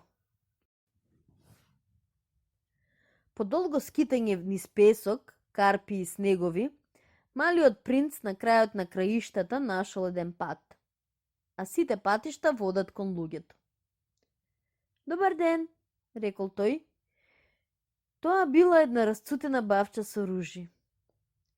Добар ден, рекле ружите. Малиот принц ги погледнал. Тие сите личеле на неговото цвеќе. Кои сте вие? Ги прашал тој сиот чудовиден. Ние сме ружи, рекле ружите. А, се зачудил малиот принц. И тој се почувствувал многу несреќен. Неговото цвеќе му раскажувало дека било единствено од својот вид на светот, а еве, овдека ги има 5000, сите исти и тоа само во една бавча. Кога моево цвеќе би го видело сето ова, многу би се навредило, си помислил тој. Многу би кашлало и би се преправало дека умира за да ги избегне подсмевнувањата. А јас би бил принуден исто така да се преправам дека се грижам за него, оти инаку тоа би можело за да ме навреди и навистина да умре. Потем тој уште си размислувал. Мислев дека го имам единственото цвеќе, а всушност имам само една обична ружа. Неа и моите 3 вулкани што ми достигнуваат до коленици и кои едниот е за секогаш згаснат. Со сето тоа, не сум некој голем принц. И легнат во тревата, тој се расплакал. Тогаш се појавила лисицата. Добар ден, рекла лисицата. Добар ден, учтиво одговорил малиот принц. Се свртел, но не видел ништо. Јас сум тука, рекол гласот, под јаболкницата. Кој си ти? Прашал малиот принц. Ти си многу убав. Јас сум една лисица, рекла лисицата. Дојди да играш со мене, и рекол малиот принц. Многу сум тажен. Јас не можам да играм со тебе, му одговорила таа. Оти, јас не сум припитомена. Ах, прости, рекол малиот принц. Но поразмислил малку и додал. Што значи тоа припитомена? Ти не си од тука, го прашала лисицата. Што бараш тука? Јас барам луѓе, одговорил малиот принц. Што значи тоа припитомена? Луѓето, рекла таа, имаат пушки и ловат. Тоа е многу незгодно. Тие исто така одгледуваат кокошки. Тоа е единствената полза од нив. Дали ги бараш и кокошките? Не, рекол малиот принц. Јас барам пријател. Што значи тоа припитомена? Тоа е една многу заборавена работа, рекла лисицата. Тоа значи создавање врски. Создавање врски? Па се разбира, рекла лисицата. Ти за мене се уште си само едно обично дете, слично на 100.000 деца. И јас немам потреба од тебе. И ти исто така немаш потреба од мене. Оти јас за тебе сум само исто така една лисица слична на 100.000 лисици. Но ако ти мене припитомиш, ние ќе имаме потреба еден од друг. Ти ќе бидеш за мене единствен на светот, јас ќе бидам за тебе единствена на светот. Сега почнувам да разбирам, рекол малиот принц. Има едно цвеќе. Мислам дека тоа мене ме припитомило. Тоа е можно, рекла лисицата. На земјата може да се видат разни работи. О, па тоа не е на земјата, и рекол малиот принц. Лисицата била зачудена. На некоја друга планета? Да. Дали има ловци на таа планета? Не. Тоа е интересно. А кокошки? Не. Ништо не е совршено, воздивнала лисицата. Лисицата се вратила на својата тема. Мојот живот е здодевен. Јас фаќам кокошки, а мене ме фаќаат луѓето. Сите кокошки личат меѓу себе и сите луѓе личат меѓу себе. Мене помалку ми е здодевно. Но ако ти сакаш да ме припитомиш, мојот живот ќе се разведри. Ќе те разпознавам како еден шум на чекор што ќе се разликува од сите други. Другите чекори ме тераат да се кријам подземни. Твојот како музика ќе ме мами надвор од моето дувло. А сега, гледај. Ги гледаш ли онаму полињана со жито? Јас не јадам леп. За мене житото е некорисно. Полињата со жито не ме подсетуваат на ништо. И тоа е толку тажно. А ти имаш златеста коса. Кој ќе ме припитомиш, ќе биде чудесно убаво. Житото, што е златесто, ќе ме подсетува на тебе. И јас тогаш ќе го сакам шумот на ветерот во житото. Лисицата молкнала и долго време го гледала малиот принц. Те молам, припитоми ме, рекла таа. На драго срце би го сторил тоа, но немам време. Јас морам да пронајдам пријатели и да запознаам многу работи. Само работите кои се припитомени може да се запознаат, рекла лисицата. Луѓето немаат од повеќе време за да запознаваат што и да е. Тие сите работи ги купуваат кај трговците. Но бидејќи воопшто не постојат трговци пријатели, луѓето немаат пријатели. А ти, ако сакаш пријател, тогаш припитоми ме мене. Што треба да направам? Прашал малиот принц. Треба да бидеш многу трпелив, одговорила лисицата. Ти прво ќе седнеш малку подалеку од мене. Така, во тревата. Јас ќе те гледам подоко и ништо нема да ти речам.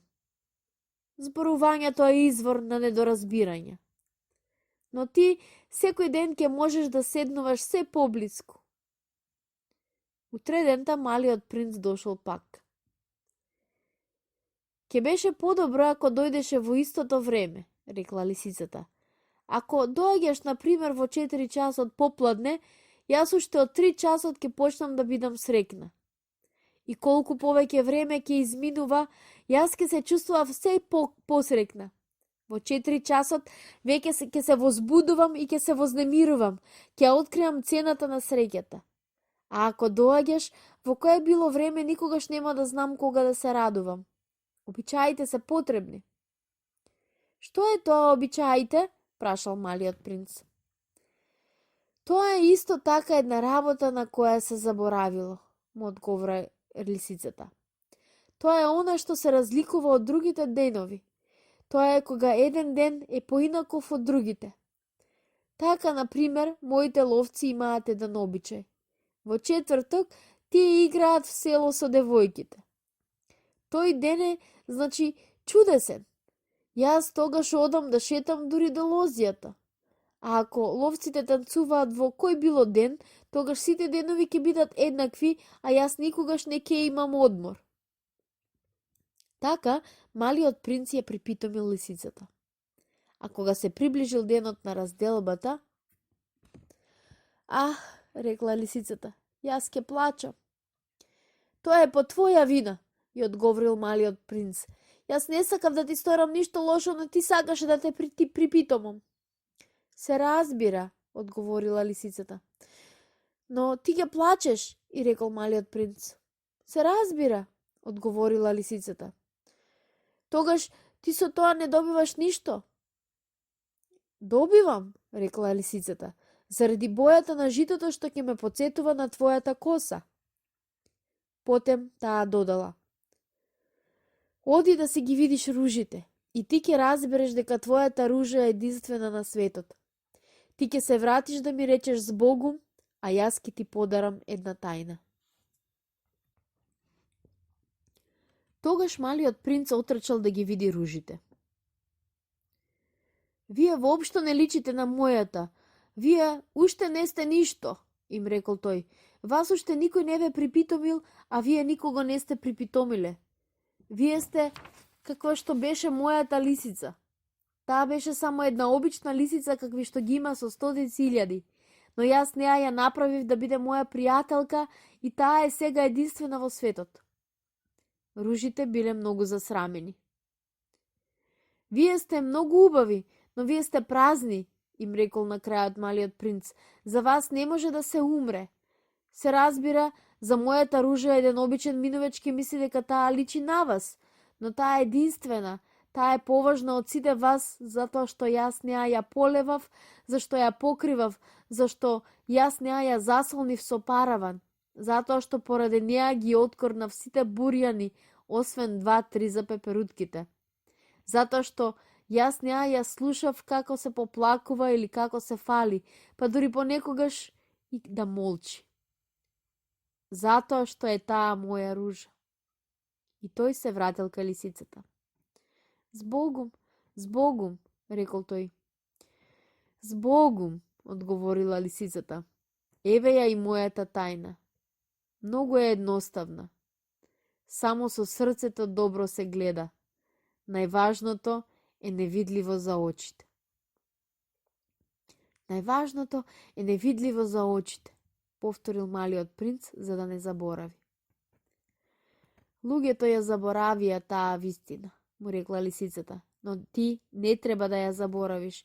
Ти за секогаш остануваш одговорен за она што си го припитомил.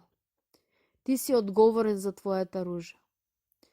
Јас сум одговорен за мојата ружа, повторил малиот принц за да не заборави.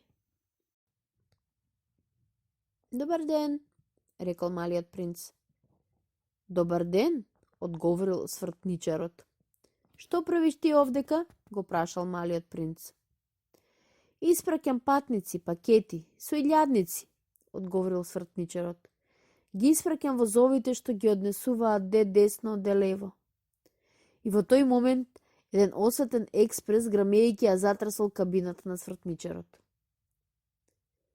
Многу им се брза на сите нив, рекол малиот принц. Што бараат тие? Дори човекот од локомотивата не го знае тоа, одговорил свртничарот.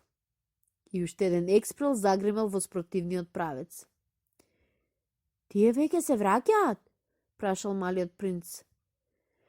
Тоа не се истите, му одговорил свртничарот. Тоа е вкрстување. Тие не се задоволни од таму кај што биле. Никој не е задоволен таму каде што е, му рекол свртничарот. И трет осветлен експрес пројурил татнејки. Да не ги бркаат првите патници, прашал малиот принц. Тие не бркаат никого, одговорил свртничарот. Тие спијат внатре или пак се продзеваат. Единствено децата ги кршат носовите допирајќи ги до прозорците. Единствено децата знаат што бараат, рекол малиот принц. Тие го губат своето време за една кукла од партали, која потем им станува нешто најважно, а кога ќе им ја украдат, тие плачат. Децата се срекни, рекол свртничарот. Добар ден, рекол малиот принц. Добар ден, одговорил трговецот. Тоа бил трговец на апчиња за згаснување жет. Ако се испиело една апче неделно, веќе не се чувствувала потреба од пиење. Зошто го продаваш тоа? Го прашал малиот принц. Со тоа се заштедува многу време, му одговорил трговецот. Експерти го пресметале тоа. Со ова се заштедуваат 53 минути неделно. И што се прави со тие 53 минути? Се прави што се сака. Јас, помислил некој принц, кога би имал 53 минути на располагање, би одел сосем полека кон некој извор. Беше веќе 8ми ден од мојот дефект во пустината и јас го слушав расказот за трговецот доцедувајќи последната капка од мојата резерва вода. Ах, му реков на малиот принц, твоите спомени се многу убави, но јас уште не сум го поправил мојот авион. Немам ништо повеќе за пиење и јас би бил исто така многу среќен кога би можел полека да одам кон некој извор со вода. Мојата пријателка лисицата, ми рече тој. Моје малечко џуџе, не се работи веќе за лисицата. Зошто? Затоа што ќе умреме од жед. Тој не го разбра моето филозофирање и ми одговори. Многу е убаво да си има пријател, па макар и да се умре. Јас сум среќен што лисицата ми е пријателка. Тој не знае за опасности, помислив јас. Тој никогаш не е ни гладен, ни жеден. Нему му е доволно малку сонце. Но тој не одговори на моето прашање. Само мисла. Јас исто така сум жеден. Да бараме некој бунар. Направив едно изморено движење. Бесмислено е да се бара бунар така набарум во пространството на една пустина. Но сепак тргнавме. По 2 часа одење и молчење се стемни и звездите почнаа да светкаат. Јас ги забележував како во сон, оти поради жетта чувствував некаква треска. Зборовите на малиот принц танцуваа во мојата свест. Значи и ти исто така си жеден, го прашав. Но тој не одговори на моето прашање. Само ми рече. Водата исто така може да биде добра за срцето. Јас не го разбрав неговиот одговор и замолчав. Знаев дека не требаше да го прашувам. Тој беше толку капнат и седна. Јас седнав до него. Молчевме малку, а потоа тој рече. Звездите се убави затоа што имаат едно цвеќе што не се гледа. Одговорив. Се разбира. И молчејќи ги гледав на борите на песокот под месечината. Пустината е убава, додаде тој. И тоа е вистина. Јас секогаш сум ја сакал пустината, затоа што може да се седне на една песочна дуна, ништо не се гледа, ништо не се слуша, а сепак нешто зрачи во тишината. Она што ја разубавува пустината, рече малиот принц, е тоа што таа крие некаде некој бунар. Бев просто изненаден што така одненадеж го разбрав тоа таинствено значење на песокот.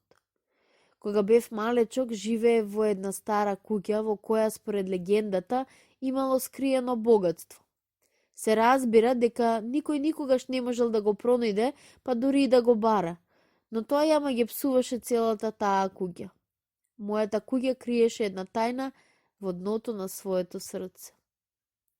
Да, му реков на малиот принц, зашто и да се работи за куќа, за звезди или за пустина, она што ги прави убави е невидливото. Би бил многу задоволен, ми рече тој, кога ти би се сложувал со мојата лисица. Малиот принц се успа. Јас го зедов на раце и го продолжив патот. Бев возбуден. Ми се чинеше дека носам некакво кревко богатство. Дори ми се стори дека нема ништо покревко на земјава. Го посматрав на месечината, светлина.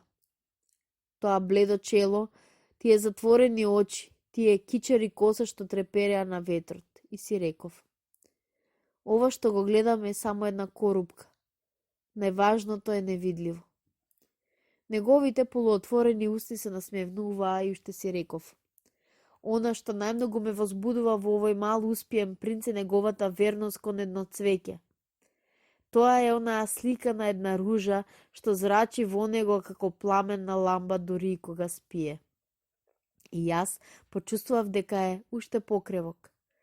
Ламбите треба добро да се чуваат, од еден здив на ветрот може да ги угасне. И одејќи така, во мугрите пронајдов еден бунар. Луѓето, рече малиот принц, убаво си се сместуваат во возовите, но не знаат што бараат. Тогаш тие се возбудуваат и се вртат во круг. И тој додаде: тоа не е тешко. Бунарот што го најдовме не личеше ни малку на сахарските бунари. Сахарските бунари се прости, ископани во песокот. Тој личеше на селски бунар. А таму немаше никакво село, и јас мислев дека сонувам. Многу е чудно, му реков на малиот принц. Се има: чекрек, кофа, јаж. Тој се насмеа, го фати јажето и го заврате чекрекот. Тој закрцка како што крцка некоја стара вртешка од очак во која ветрот по долго време се разбудил. Слушаш ли, рече малиот принц, ние го разбудивме бунарот и тој пее. Јас не сакав да се заморува. Пушти ме мене, му реков, тоа е многу тешко за тебе. Полека ја кренав кофата до оградата и тука добро ја прицврстив. Во моиве уши се уште дзунеше песната на чекрекот и во разбранетата вода видов како трепери сонцето. Жеден сум за оваа вода, рече малиот принц, дај ми да се напијам. И јас разбрав што бараше тој. Ја принесов кофата до неговата уста. Тој пиеше со затворени очи.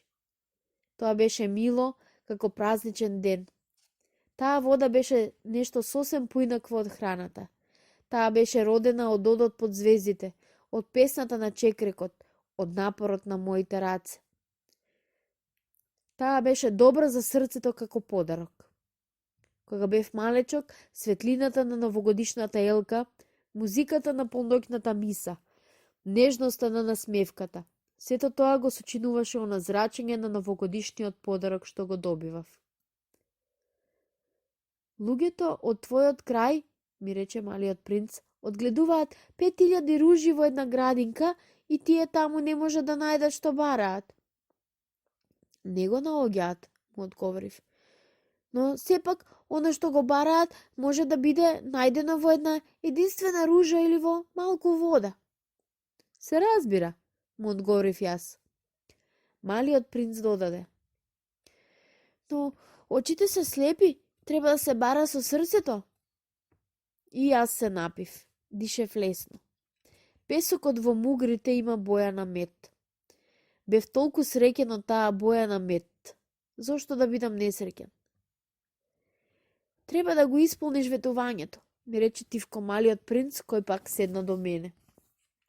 Кое е ветување? Па знаеш, на главката за муцката на мојата овца. Јас сум одговорен за моето цвеќе. Јас ги извадив од джеб скиците на моите цртеши. Малиот принц ги види и рече смејки се. Твоите баобаби помалку личат на зелки. Јас пак бев толку горделив со моите баобаби. Твојата лисица, незините уши личат помалку на рогови и многу се долги. И тој понатаму се смееше. Ти си неправедно, џуџенце моје, јас и не знаев ништо да цртам освен змии и боа. Сето тоа ќе оди, децата знаат. Тогаш му нацртав една наглавка за муцка и срцето ми се стегна кога му ја дадов. Ти имаш некакви планови за кои јас не знам, но тој не ми одговори. Само рече, знаеш, утре ќе стане една година од моето паѓање на земјата. Потем, по една пауза, тој уште рече, паднав тука близу, и тој се вцрви.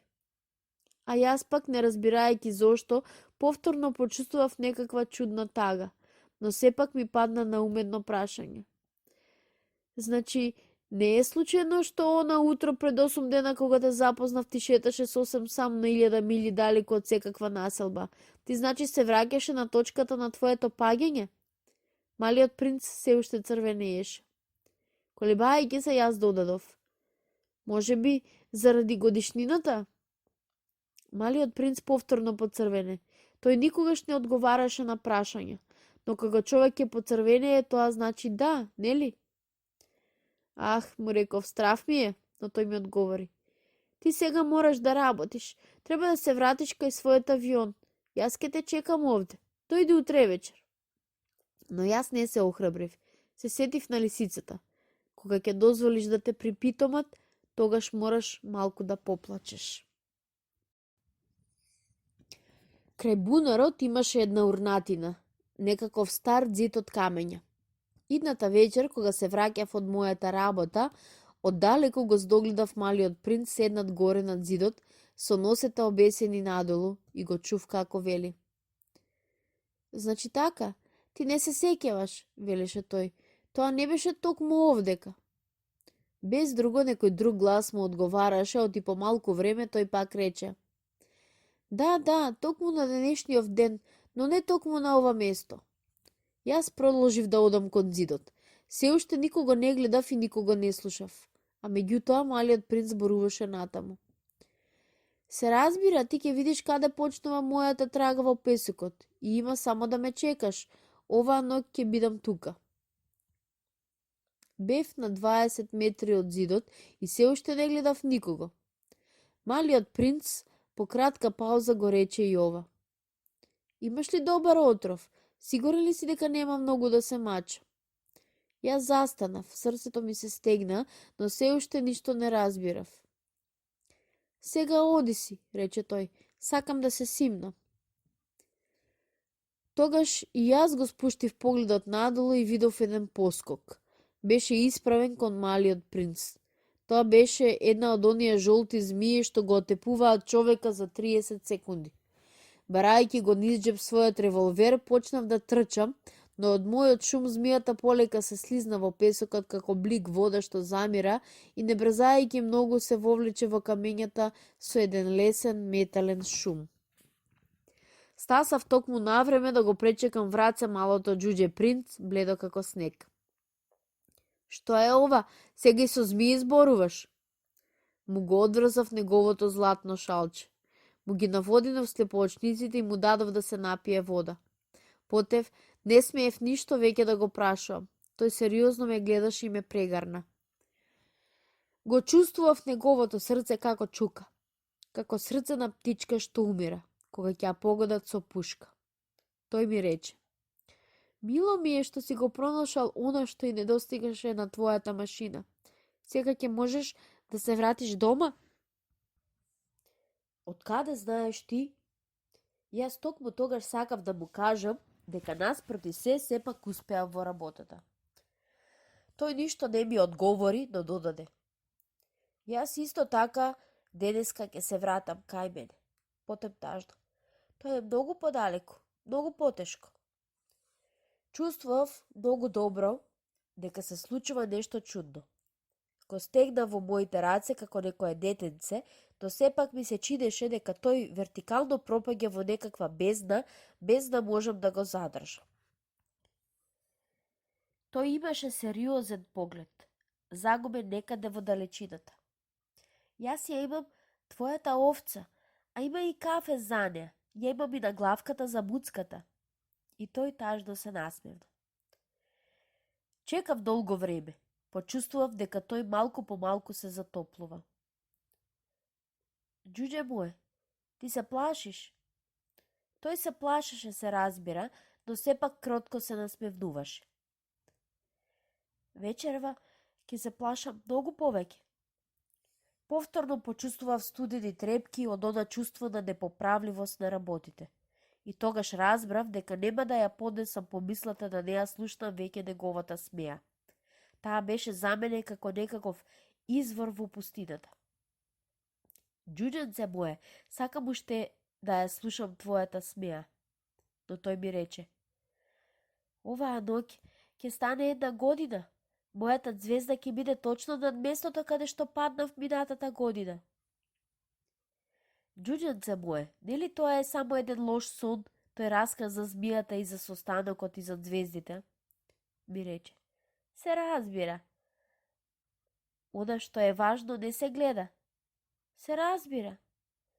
Тоа е како со цвеќето. Ако сакаш едно цвеќе што се наоѓа на некоја звезда, тогаш е убаво и ноќе да го гледаш небото. Сите звезди се расцутени. Се разбира. Тоа е како со водата, она што ми ја даде да ја пијам, беше како музика поради оној чекрек и поради јажето, се сеќаваш ли? Таа беше толку убава. Се разбира. Ти доке ќе ги гледаш звездите. Мојата е многу малечка за да можам да ти ја покажам. Подобро е така. Мојата звезда за тебе ќе биде една од звездите. Тогаш ти ќе сакаш да ги гледаш сите звезди, и потом јас ќе ти направам еден подарок. Тој уште се смееше. Ах, малечко моје добро џуџенце, сакам да ја слушнам твојата смеа. А токму тоа ќе биде мојот подарок. Тоа ќе биде како со водата. Што сакаш да речеш? За луѓето звездите не се исти. За едни што патуваат, звездите се водачи, а за други тие не се ништо друго туку малечки светолки. За оние што се учени, тие се проблеми. За мојот бизнисмен, тие беа злато, но сите тие звезди молчат. Ти ќе имаш звезди како никој што ги немал. Што сакаш да кажеш? Кога ноќе ќе го гледаш небото, тебе ќе ти се чини како да се смеат сите звезди, оти јас ќе живеам на една од нив, оти јас ќе се смеам, и ти ќе имаш звезди што ќе знаат да се смеат. И тој уште се смееше. И кога ти ќе се утешиш, луѓето секогаш се утешуваат, ќе бидеш среќен што си ме запознал. Ти секогаш ќе бидеш мој пријател. Ти ќе сакаш да се смееш со мене. И понекогаш ќе го отвораш прозорецот само така од задоволство. А твоите пријатели ќе бидат зачудени кога ќе те видат да се смееш гледајќи го небото. Тогаш ти ќе им кажеш: да, звездите секогаш ме засмејуваат, и тие ќе мислат дека си се збудалил. Јас така ќе ти направам итра игра.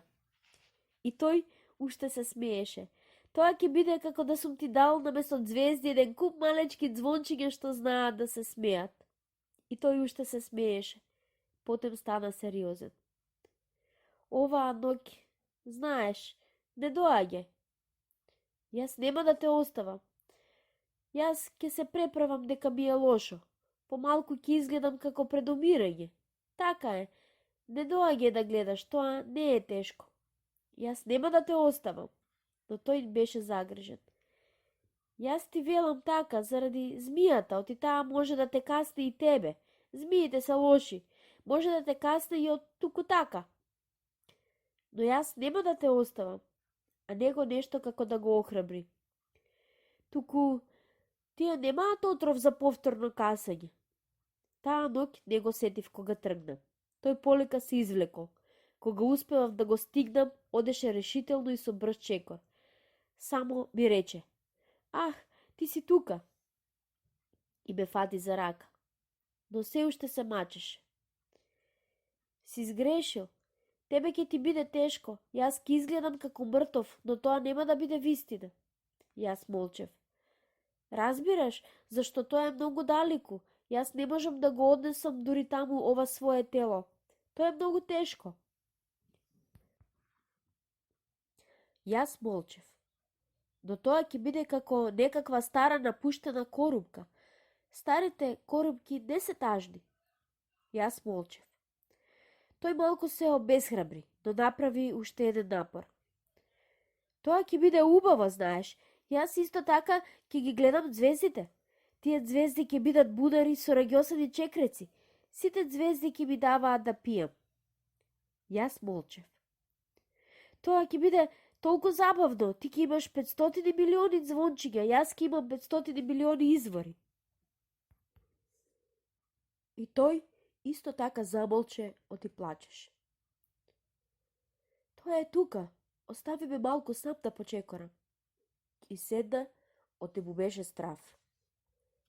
И уште рече: знаеш, моето цвеќе, јас сум одговорен за него, а тоа е толку слабо и толку наивно. Тоа има само 4 никакви трнчиња што го бранат од светот. Јас седнав, оти не можев повеќе да стојам на нозе. Тој ми рече: ете, тоа е се. Уште малку се двоумеше, потем стана. Направи еден чекор. Јас не можев да се побрдам. Видов само една жолта молња. тој постоја неподвижен на еден момент, не викаше ништо. Полека падна како што паѓа дрво. Дури ни шум не се слушна, поради песокот. А од тогаш еве има веќе 6 години. Јас уште никогаш на никого не сум му ја раскажал таа случка. Другарите кои повторно ме видоа беа многу среќни што сум останал жив. Јас пак бев многу тажен, но им велев. Тоа е од измореност. Сега веќе малку се утешив. Всушност, не сосем, но јас сум сигурен дека тој ќе се врати на својата планета. Оти утредента во мугрите не го видов неговото тело. Тоа не беше некое тешко тело. И сега сакам ноќе да ги слушам звездите. Тоа е како 500 милиони звончиња. Но еве, се слуши нешто многу чудно. На наглавката што ја нацртав за малиот принц сум заборавил да ја доцртам една врвца од челик. Така, тој никош не ќе може да ја наглави на својата овца. Сега се прашувам, што се случило на планетата? Може би овцата го изела цвеќето? После си велев, сигурно не. Малиот принц го поклопува своето цвеќе со капак од стакло и добро ја чува овцата. Тогаш сум среќен и сите звезди нешто се наспевнуваат. Помалку пак си велам. Понекогаш човек е расеан и тоа е доволно. Може би некоја вечер тој го заборавил стаклениот капак или пак овцата без шум излегла ноќна. Тогаш сите звончиња стануваат солзи. Ете, тука е најголемата загадка. За вас што го сакате малиот принц, како и за мене, ништо на светов нема поважно од тоа дали некаде не се знае каде една овца што не ја познаваме изела или не една ружа. Гледајте го небото. Прашајте се дали овцата го изела цвеќето или не, или ќе видите како се менува. А возрастните, никој од нив никогаш не ќе разбере дека тоа има толку голема важност. Ова е за мене најубавиот и најтажниот пейзаж на светот. Тоа е истиот оној пейзаж од 73 страници, но јас уште еднаш го нацртав за да ви го покажам поубаво. Еве овдека малиот принц се појави на земјата, а потем исчезна. Гледајте го внимателно тој пейзаж, за да бидете сигурни дека ќе можете да го познаете. Ако еден ден патувате по Африка, низ пустината. И ако ви се случи да поминете од тука, ве молам, не брзајте. Почекајте малку токму под звездата. И ако тогаш дојде едно детенце, ако се смее, ако има златна коса, ако не одговора кога опрашувате, тогаш точно ќе погодите дека е тој. Затоа бидете добри. Не оставајте ме толку тажен. Пишете ми веднаш дека тој се вратил.